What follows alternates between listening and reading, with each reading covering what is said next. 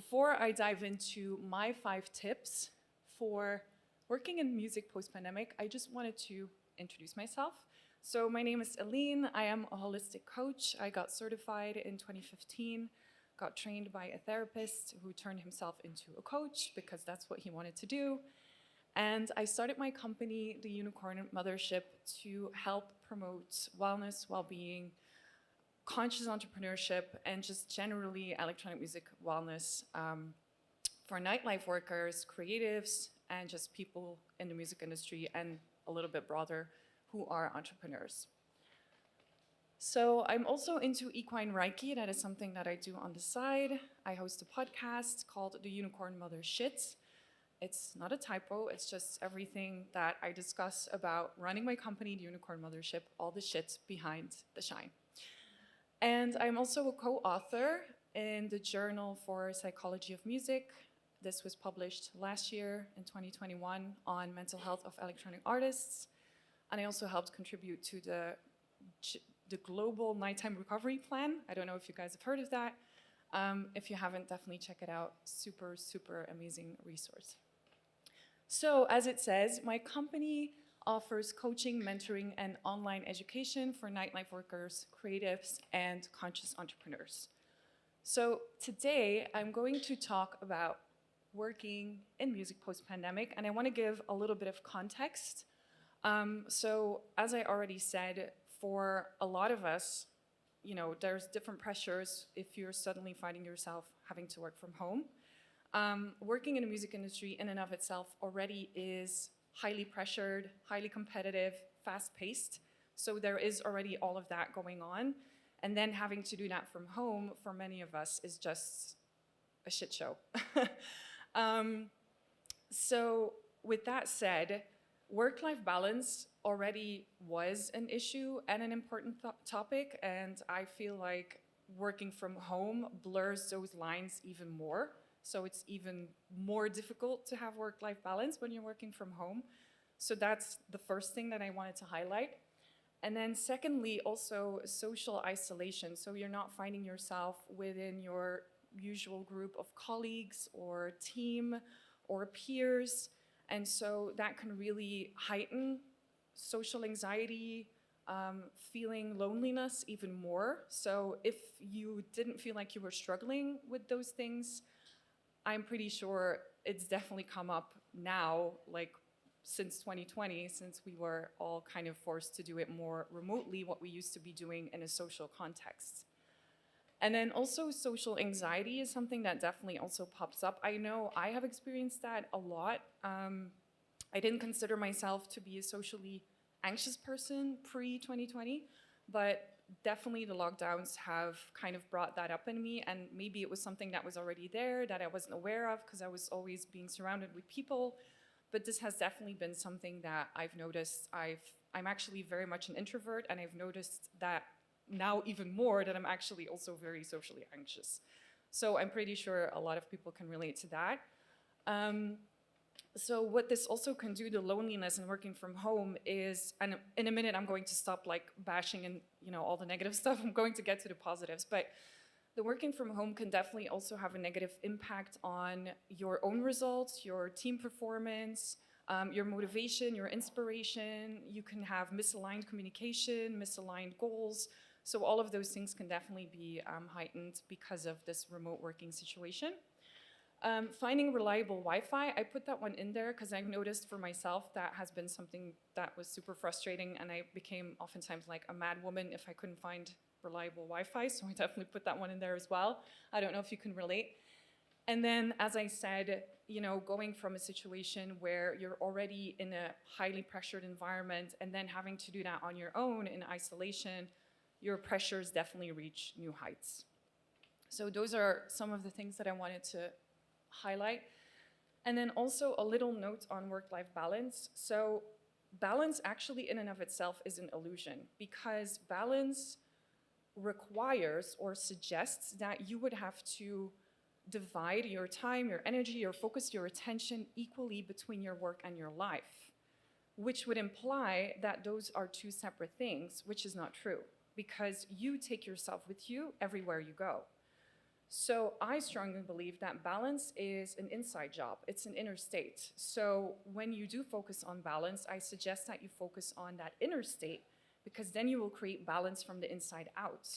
So whatever is lacking or thriving in one area of your life is going to overflow into another. And as I said, you take yourself with you wherever you go. So if you focus on that inner state of balance first and foremost, and if you can already reach it like 51% of the time, that's already heaven on earth, I think. It's not a 100% situation.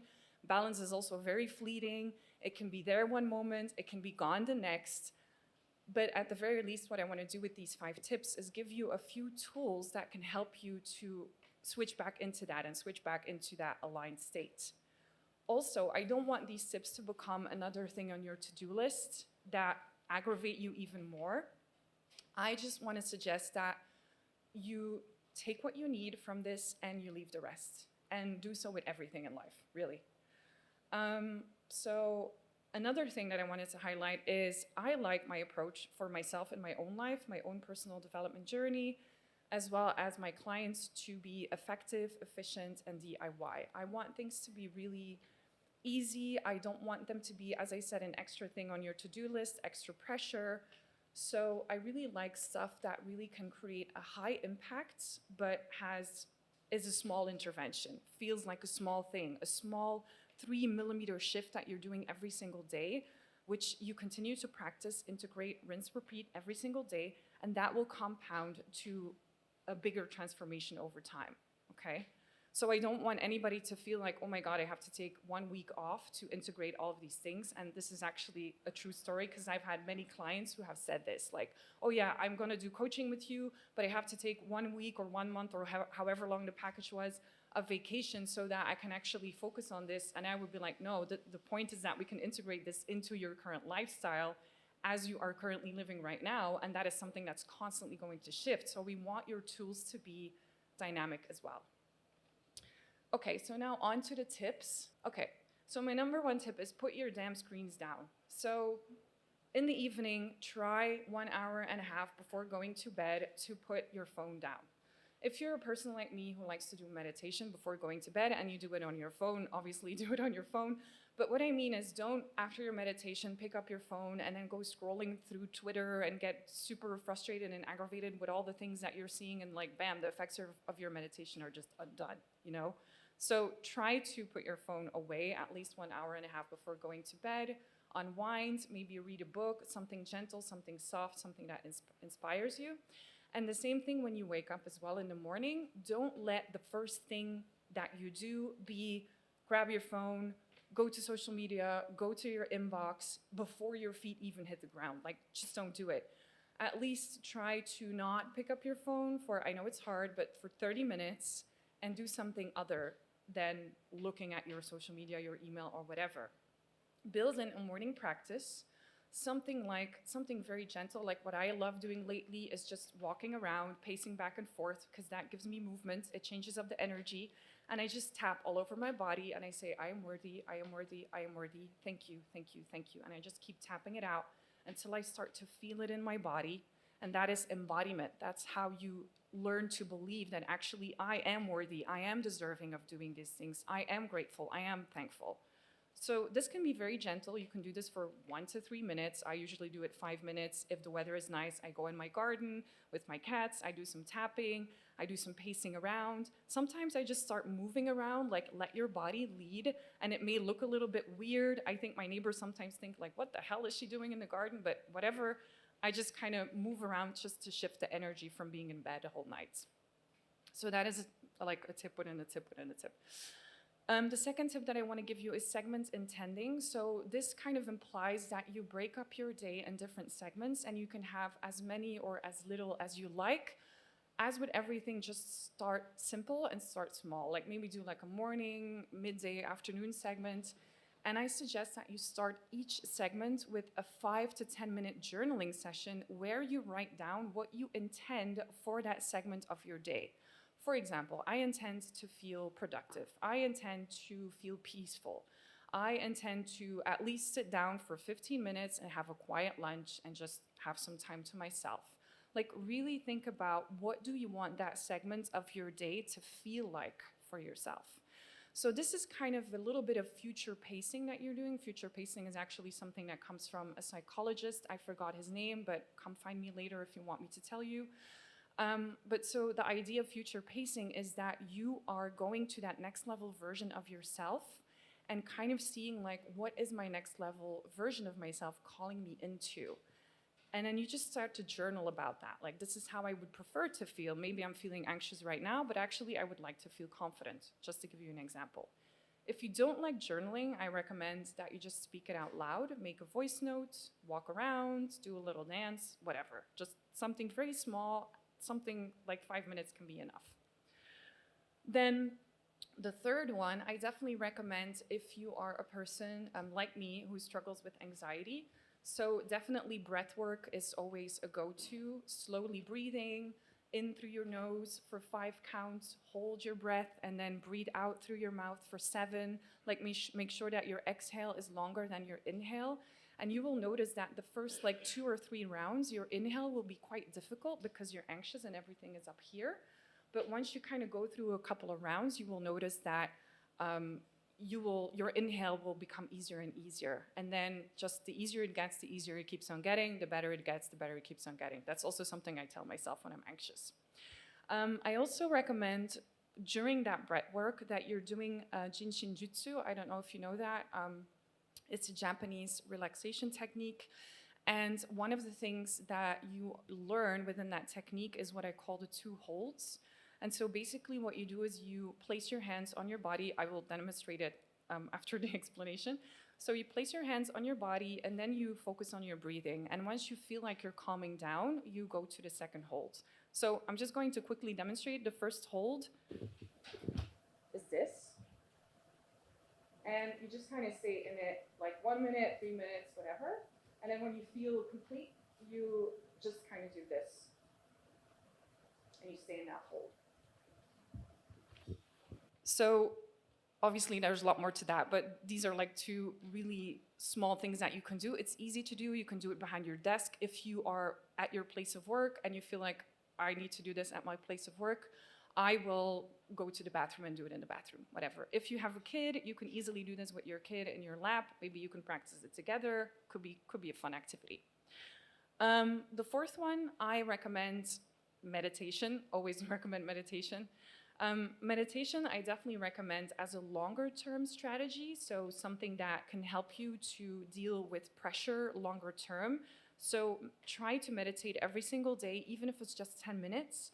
So that you can build resiliency, so that you actually are able to better face stressful situations as they come, rather than using meditation as, you know, kind of a first aid tool or something during or after the thing that happens, okay?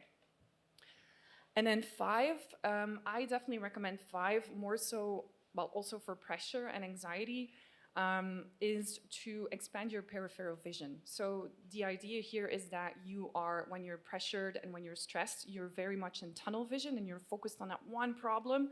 And when we're behind our laptops, we're leaning in and we're like completely in it.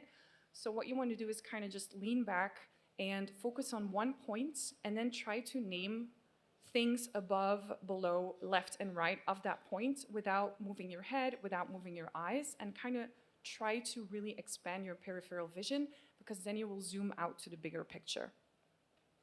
Okay, I'll have to, 1 minute. Okay, so the last tip that I want to give is acceptance, okay? So practice acceptance, be gentle with yourself. Wherever you are, accept where you are. It's okay, it's all part of the journey. Stop shooting on yourself, like I should be here, I should be there. I don't have this yet, I don't have that yet. Like, stop trying to play catch up. Just accept where you are, because when we accept where we are is when we can actually move forward to the next step, because we're no longer in resistance, right? We can actually see where we are.